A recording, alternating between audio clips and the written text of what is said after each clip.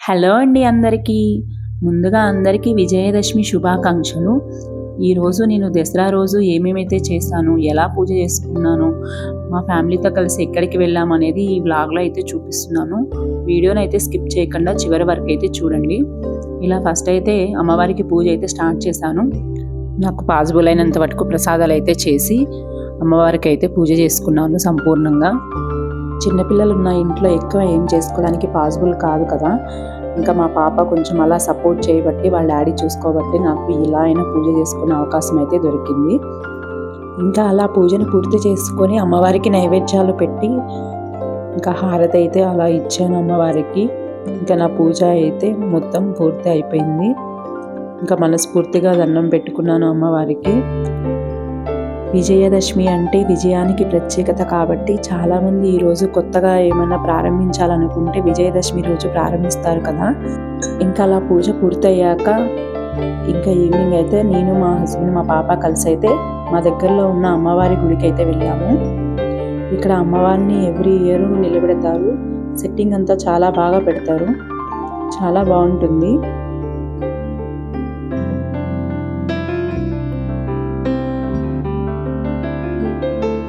చూడండి ఎంత బాగా పెట్టారో సెట్టింగ్ అంతా.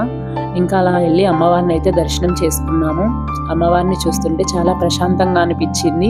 అమ్మవారికి చేసిన అలంకరణ, అమ్మవారి ముఖంలో కనబడే తేజస్సు అయితే చాలా బాగుంది.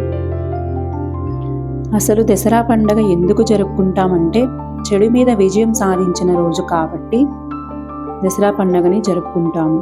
త్రేతాయుగంలో రాముల వారు రావణుడిపై యుద్ధంలో విజయం సాధించిన రోజు కాబట్టి విజయదశమిగా జరుపుకుంటారు. అలాగే పాండవులు అరణ్యవాసానికి వెళుతూ తమ ఆయుధాలను జమ్మి చెట్టుపై దాచి వెళతారు. వనవాసం పూర్తయిన తర్వాత జమ్మి చెట్టుపై ఉన్న ఆయుధాలను తీసుకున్న రోజుగా కూడా విజయదశమిగా జరుపుకుంటారు. అందుకే ఈరోజు జమ్మి పూజ చేస్తారు. ప్రతి గుడిలోనూ జమ్మి చెట్టు పూజనైతే కంపల్సరీగా చేస్తారు. అలాగే వాహనాల పూజ, ఆయుధ పూజ అన్నీ చేసుకుంటారు ఈరోజు. అంతేకాకుండా జగన్మాత అయిన దుర్గాదేవి మహిషాసురుడు అనే రాక్షసునిపై 9 రోజులు యుద్ధం చేసి 10వ రోజున మహిషాసురుని సంహరిస్తుంది. ఇలా సంహరించిన రోజున విజయదశమిగా దసరాగా జరుపుకుంటారు. ఇంకా అమ్మవారి దర్శనం చేసుకొని పక్కనే రావణ సంహారం చేస్తున్నారని చూడడానికైతే వెళ్ళాము. అక్కడికి విఐపి గెస్ట్గా హీరోయిన్ మధురిమ గారైతే వచ్చారు.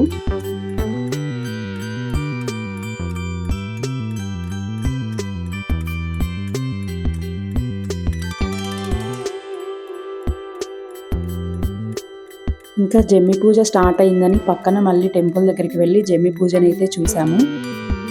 మీలో ఎంతమందికి తెలుసు జమ్మి పూజ చేసేటప్పుడు అక్కడ మన గోత్రనామాలు ఒక పేపర్ మీద రాసి పేర్లని రాసి జమ్మి చెట్టుపై పెడితే మన ఫ్యామిలీకి మంచి జరుగుతుందని అయితే నమ్ముతారు. ఇంకా అలా రావణ సంహారం అయితే స్టార్ట్ చేశారు. రావణాసురుణ్ణి సంహరిస్తున్నారు.